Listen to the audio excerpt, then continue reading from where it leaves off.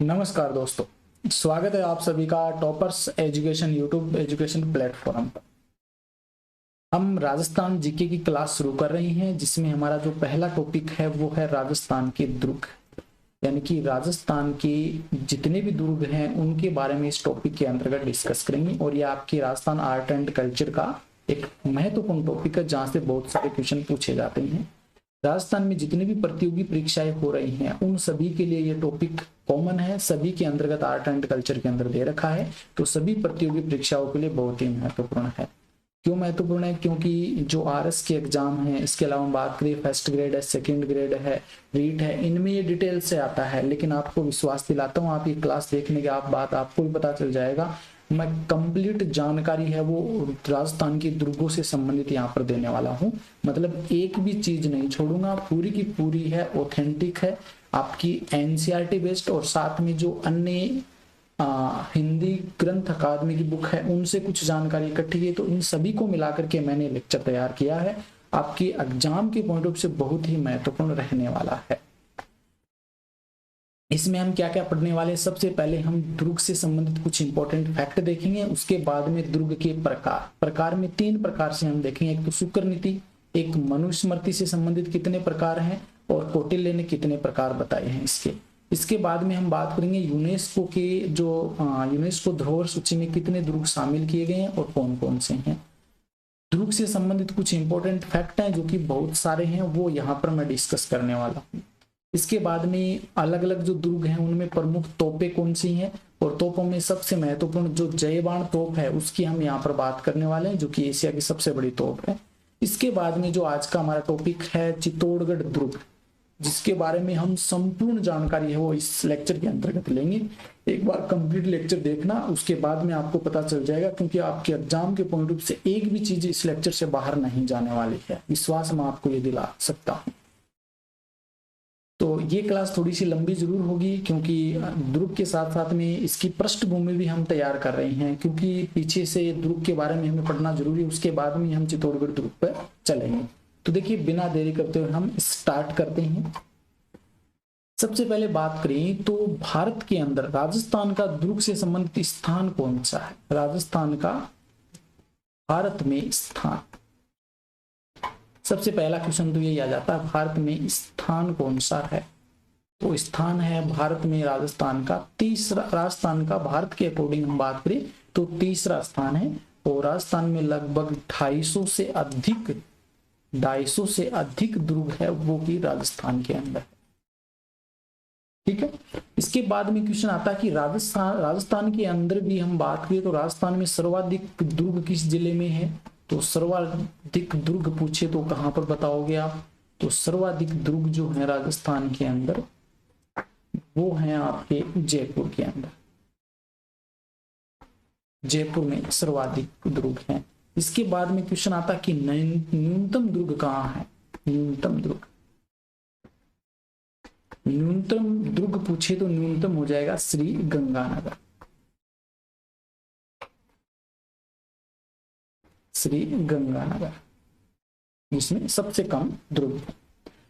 अब क्वेश्चन एक ये बनता, बहुत बार ये क्वेश्चन पूछा भी गया है, इंपॉर्टेंट भी है। क्या है कि राजस्थान में स्थापत्य कला का जनक किसे कहा जाता है? क्योंकि सबसे ज्यादा निर्माण जिसने करवाया था उसी को स्थापत्य कला का जनक कहते हैं। तो राजस्थान में स्थापत्य कला का जनक कौन है? राजस्थान में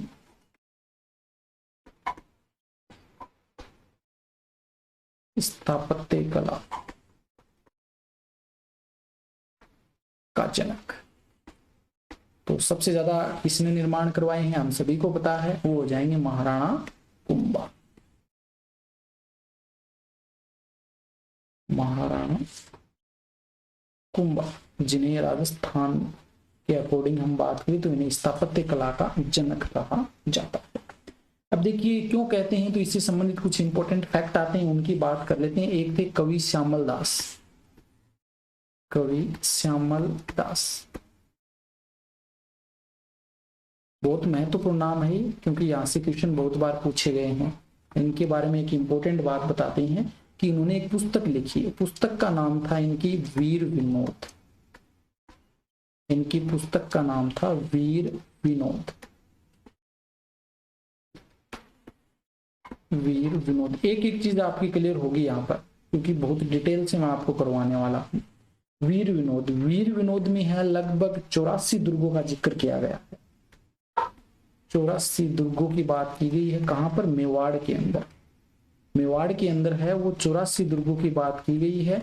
और उन 84 दुर्गों के अकॉर्डिंग हम बात करें तो उनमें से 32 दुर्ग ऐसे हैं जिनका निर्माण है वो महाराणा कुंभा ने करवाया है। 32 ऐसे दुर्ग हैं जिनका निर्माण महाराणा कुंभा ने करवाया है। इस कारण इन्हें स्थापत्य कला का जनक कहा जाता है। अब क्वेश्चन ये एक ये बन जाता कि दुर्ग सबसे प्राचीनतम प्रमाण है वो कहां से मिले हैं, तो वो आपको वैसे तो याद करने की जरूरत नहीं, थोड़ा सा ध्यान में रख लेना। सिंधु सभ्यता के अंदर सबसे प्राचीन दुर्गों के प्रमाण वहां से मिले हैं। अब दुर्ग के प्रकार से संबंधित हम बात करें तो एक मिनट यहीं पे मैं बता देता हूं। एक स्लाइड और ले लेते हैं यहाँ पे।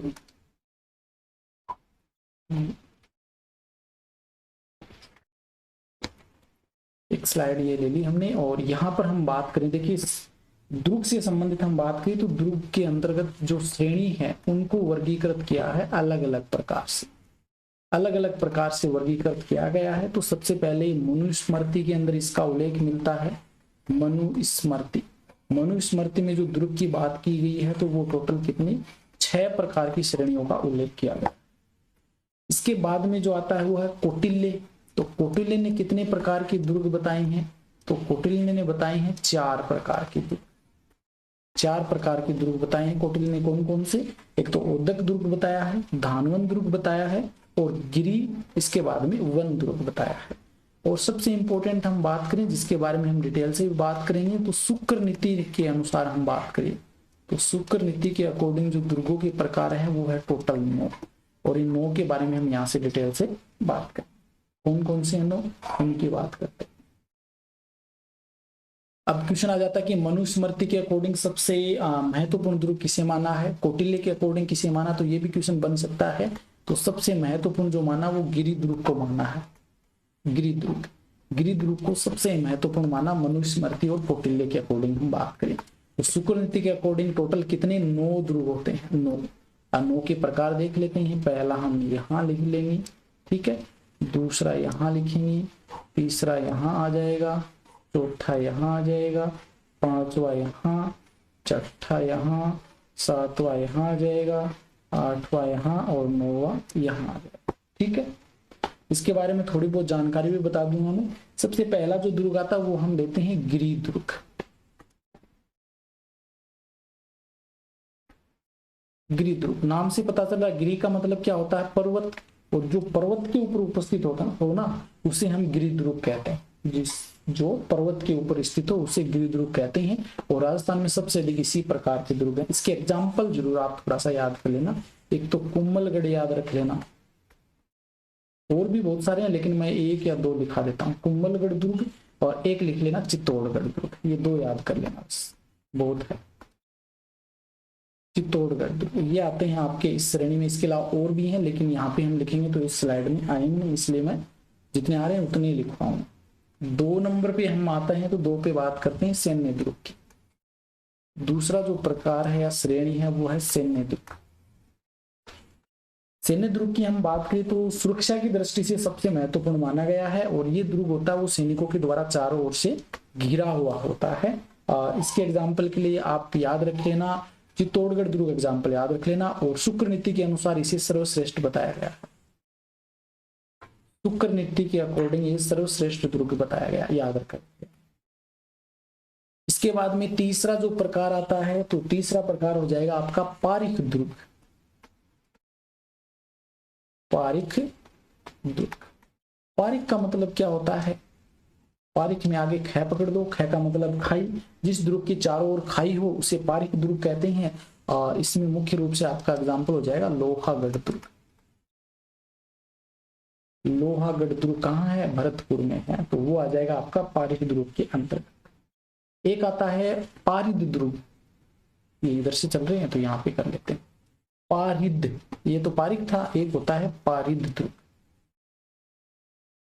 पारिक दुर्ग में कौन सा आएगा? पारिद मतलब जिसकी चारों सुदृढ़ दीवार हो, सुदृढ़ परकोटा हो, तो वो आ जाएगा पारिद दुर्ग में। और इसका एग्जाम्पल कुंभलगढ़ हो जाएगा, बहुत ही महत्वपूर्ण है ये।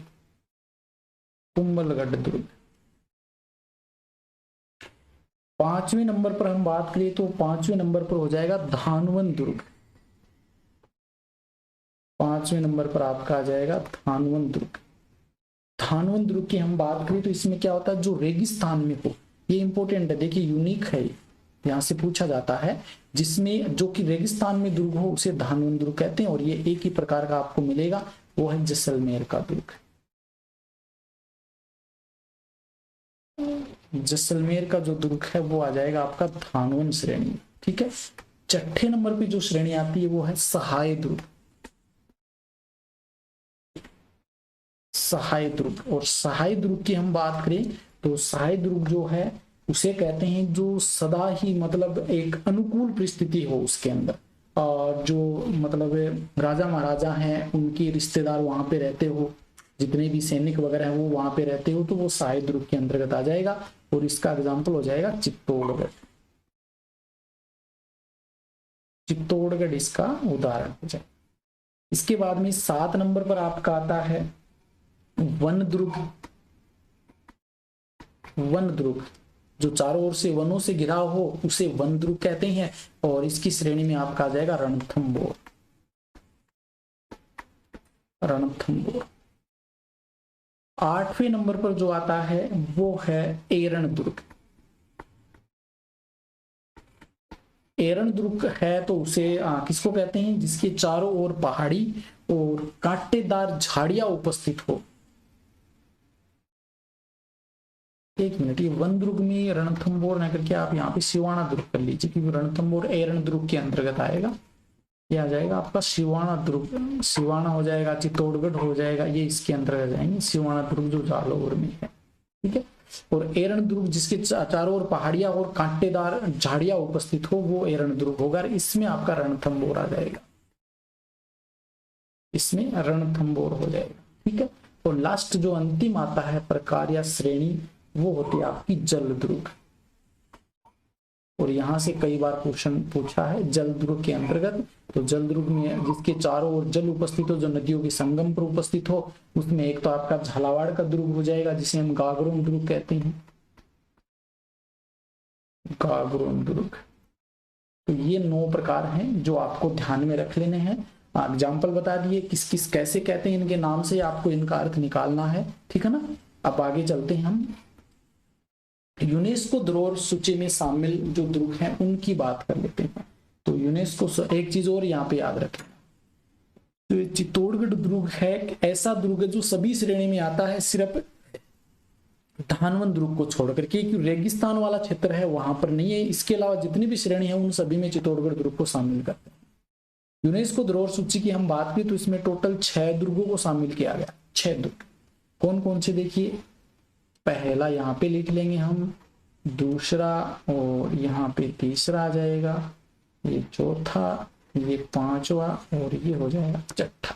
ठीक है, इसके लिए एक ट्रिक भी है, वो भी मैं आपको बताने वाला।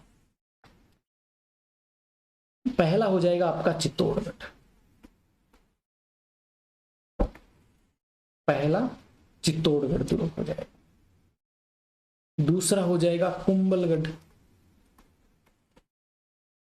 कुंभलगढ़ दुर्ग। ठीक है, तीसरा इसके बाद में हो जाएगा गागरोन दुर्ग। गागरोन के बाद में चौथा हो जाएगा जैसलमेर। जैसलमेर दुर्ग। ठीक है, जैसलमेर के बाद में जो आएगा वो आ जाएगा आपका रणथंबोर। रणथंबोर। देखिए ये तरीका जो है ना ये बहुत महत्वपूर्ण है, क्योंकि इस तरीके से आप अगर पढ़ लेंगे ना तो आप कभी नहीं बोलोगे, याद रह जाएगा आपको। रणथंबोर के बाद में जो अंतिम हमारा दुर्ग आता है वो है आमेर दुर्ग। आमेर दुर्ग। ये आपके 6 दुर्ग हैं जो यूनेस्को धरोहर की जो सूची में शामिल किए गए हैं। राजस्थान के जो 6 दुर्ग हैं वो महत्वपूर्ण है, यहाँ से हर बार क्वेश्चन है वो पूछा जाता है, इस कारण ये मैंने आपको इसमें करवाया है। और इसके लिए जो ट्रिक है ना वो मैं आपको बता देता हूँ। एक चीज और, यहाँ पर यूनेस्को का जो मतलब पूछ ले आपसे कि कब शामिल किया गया, कहाँ पे किया गया, तो नोम पेन है नामक कंबोडिया है, वहां पर 2013 में जो जून 2013 में जो मीटिंग हुई थी उसके अकॉर्डिंग शामिल किया गया था। जो इसकी ट्रिक है ना वो लिख लीजिए, वो इंपॉर्टेंट है, वो ट्रिक मैं आपको बता देता हूं।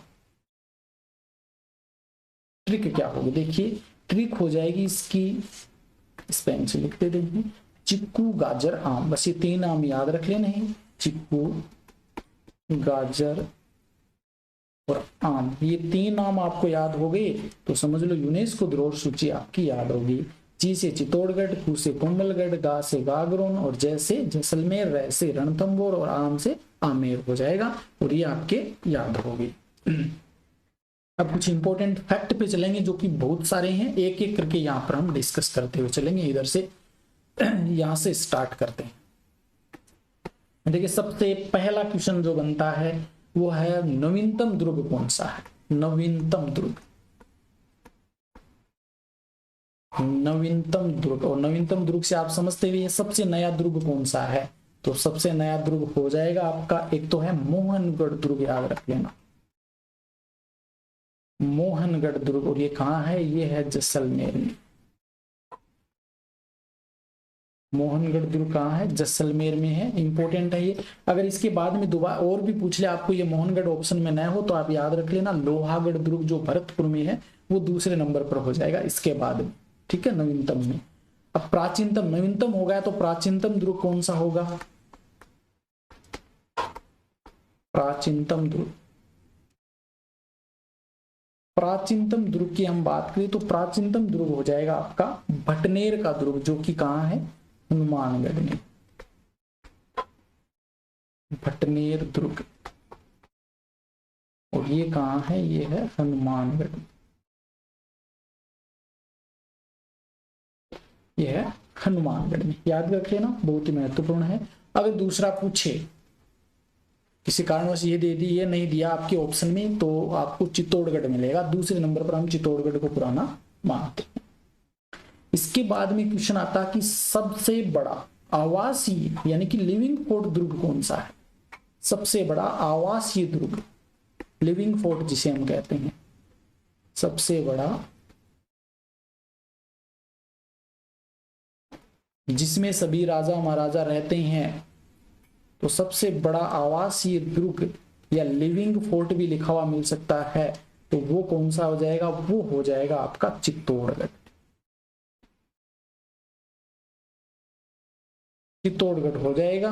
और दूसरा अगर पूछे, देखिए साथ साथ में बता रहा हूं, इतनी जगह नहीं है कि मैं सभी चीजें लिख दूं।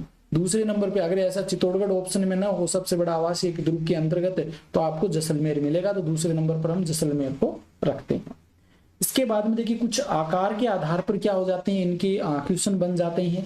क्वेश्चन बनता कि व्हेल मछली की आकृति का दुर्ग कौन सा है, व्हेल मछली की आकृति का दुर्ग,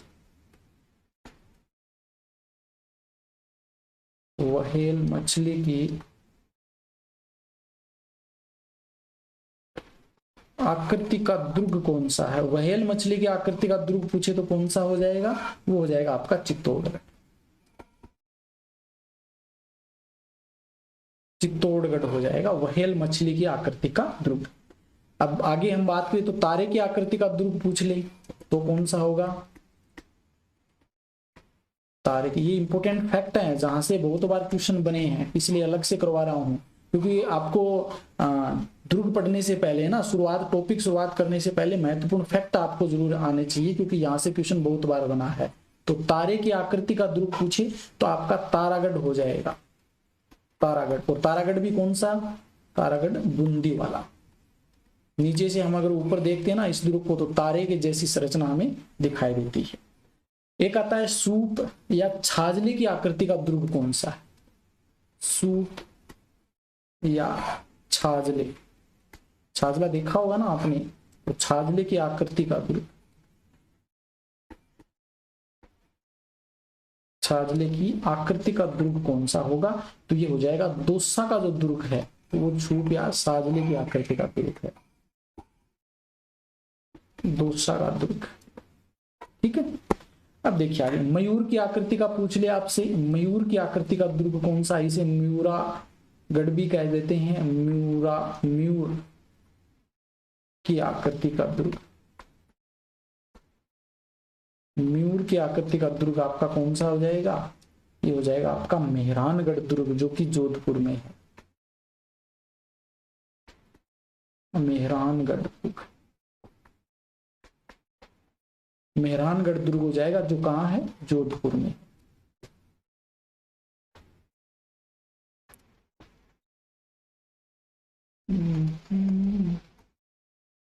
एक मिनट,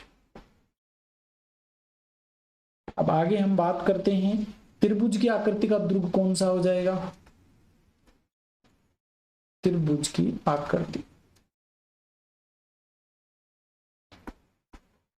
त्रिभुज की आकृति का दुर्ग पूछे तो हो जाएगा जैसलमेर। ये भी महत्वपूर्ण है, एक भी चीज नहीं छोड़ूंगा, पूरी की पूरी चीज यहाँ पर बता करके चलूंगा। कहीं से भी क्वेश्चन बनेगा तो आप ऐसा नहीं होगा कि आपने पढ़ा नहीं है, ऐसा बिल्कुल ही नहीं होगा।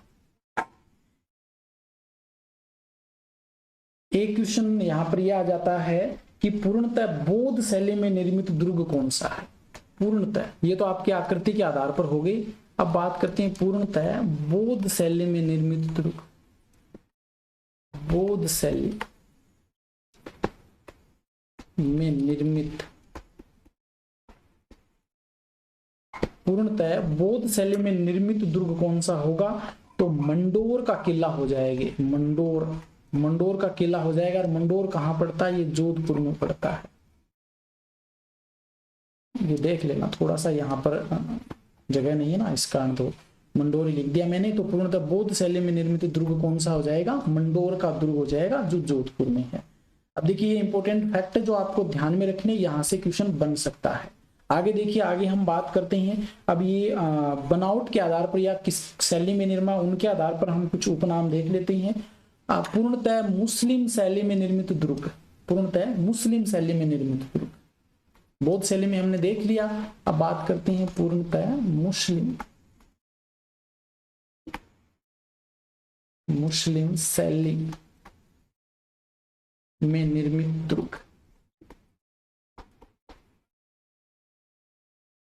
तो पूर्णतः मुस्लिम शैली में निर्मित दुर्ग जो होगा वो हो जाएगा आपका अजमेर में है अकबर का किला, उसे है कहते हैं हम अकबर का किला। अकबर का किला जो पूर्णतः कहाँ है, अजमेर में है ये, और ये पूर्णतः मुस्लिम शैली में निर्मित है। मुस्लिम शैली में निर्मित है पूर्णतः।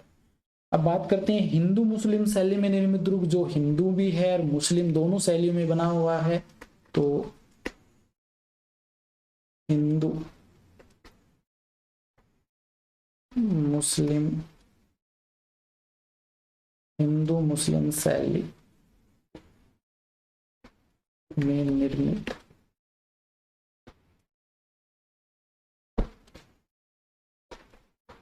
हिंदू मुस्लिम शैली में निर्मित दुर्ग, तो ये हो जाएगा आमेर, जो कि कहाँ है, जयपुर में है। आमेर दुर्ग,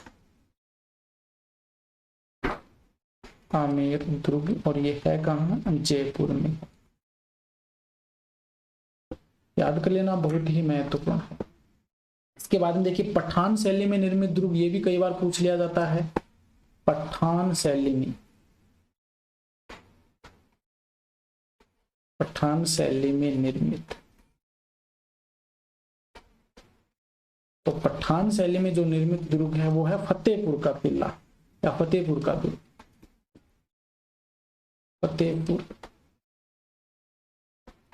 फतेहपुर का जो दुर्ग है वो है पठान शैली में निर्मित है। एक क्वेश्चन ये बन जाता है, कई बार पूछा भी गया है, ये यहाँ पे लिख देता हूं मैं, ये है कि अंग्रेजों द्वारा निर्मित दुर्ग कौन सा है। अंग्रेजों, एक क्वेश्चन आया भी हुआ है, अंग्रेजों द्वारा निर्मित दुर्ग। तो अंग्रेजों द्वारा जो निर्मित दुर्ग है वो हो जाएगा आपका टोडगढ़ किला, जो कि अजमेर में है।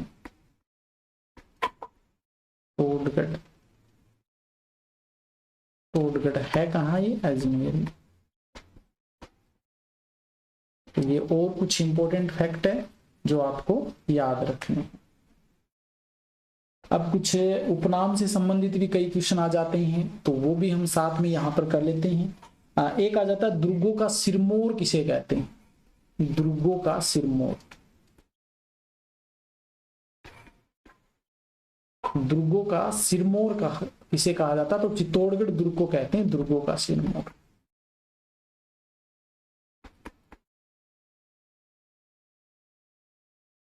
चित्तौड़गढ़ दुर्ग है जिसे दुर्गों का सिरमौर कहा जाता है। एक होता है कि दुर्गाधिराज किसे कहा जाता है, दुर्गाधिराज, दुर्गाधिराज किसे कहते हैं, तो दुर्गाधिराज कहते हैं रणथंबोर जो दुर्ग है उसे कहा जाता है। रणथंबोर दुर्ग को क्या कहते हैं, दुर्गाधिराज कहते हैं। एक बन जाता है यहां पर व्यापारियों द्वारा निर्मित दुर्ग कौन सा, ये भी इंपॉर्टेंट है, कई बार पूछा गया है। व्यापारियों द्वारा निर्मित दुर्ग, यह व्यापारियों द्वारा निर्मित दुर्ग कौन सा हो जाएगा, तो ये हो जाएगा भैंसरोड़गढ़ दुर्ग, भैंसरोड़गढ़ जो कि चित्तौड़गढ़ में है।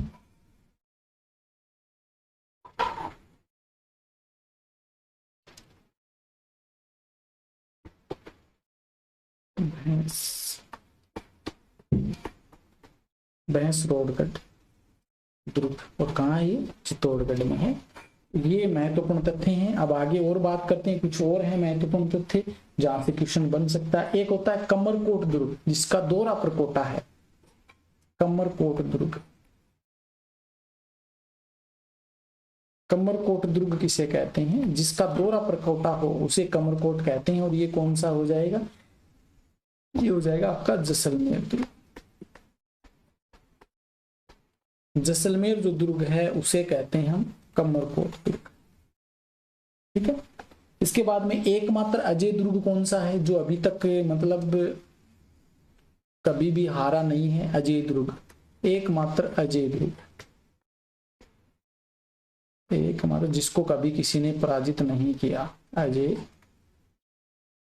दुर्ग। एकमात्र अजय दुर्ग कौन सा है, तो ये हो जाएगा आपका लोहागढ़ दुर्ग, जो कहां है, भरतपुर में, लोहागढ़ दुर्ग, लोहागढ़ दुर्ग जो भरतपुर में है। एक होता है क्वेश्चन बन जाएगा जागीरी किलों का सिरमौर किसे कहते हैं, ये क्वेश्चन भी कई बार आया हुआ है, जागीरी किलों का सिरमौर, जागीरी किलों का सिरमौर, जागीरी किलों का सिरमौर किसे कहते हैं, तो जागीरी किलों का सिरमौर कहते हैं कुचामन, कुचामन का जो किला है, कुचामन का किला जिसे जागीरी किलों का सिरमौर कहा जाता है, ये आपके नागौर में पड़ता है, लेकिन वर्तमान में जो 50 जिले हो गए हैं तो उसके अकॉर्डिंग कुचामन के अंतर्गत आ जाए। ठीक है, सर्वाधिक विदेशी आक्रमण वाला दुर्ग कौन सा है,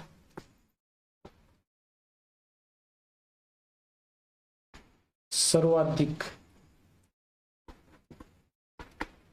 विदेशी आक्रमण वाला दुर्ग,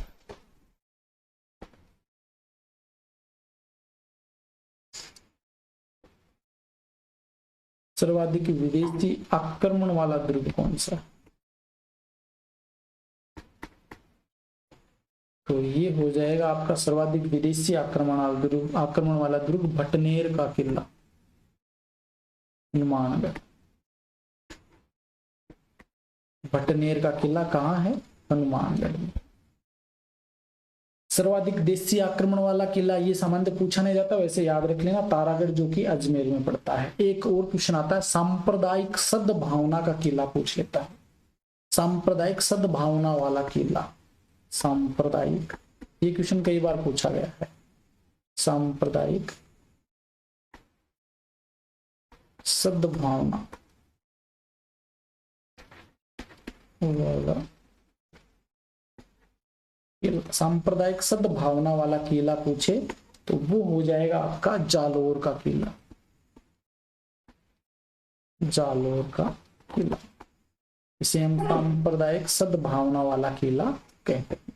ठीक है, एक कुछ डाक टिकट से संबंधित भी आ जाता क्वेश्चन। एक वो जैसलमेर का किला, उसके ऊपर कुछ इंपॉर्टेंट फैक्ट है, वो अलग पेन से लिख देते हैं। देखिए एक पर फिल्म बनी है, एक किले के ऊपर फिल्म जिस किले पे बनी है वो है जैसलमेर का किला। जैसलमेर के किले के ऊपर फिल्म बनी है, ठीक है। जैसलमेर का किला है, इसके ऊपर डाक टिकट भी जारी हो चुकी है। जैसलमेर के किले पर डाक टिकट भी जारी की जा चुकी है। और डाक टिकट कितने रुपए की थी? ये थी 5 रुपए की डाक टिकट जारी की जा चुकी है, और ये 2009 में जारी की गई थी। 2009 में जारी की गई थी डाक टिकट जैसलमेर किले के ऊपर, ये याद रखें, ठीक है। ये किलों से संबंधित जो इंपॉर्टेंट फैक्ट थे वो आपके यहाँ पर कंप्लीट होते हैं।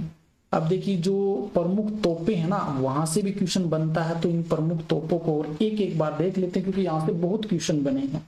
तो सबसे पहले देखिए एक किला आता है मेहरानगढ़ दुर्ग, उस किले के अंदर कौन कौन सी तोप रखी है उनकी बात कर लेते हैं।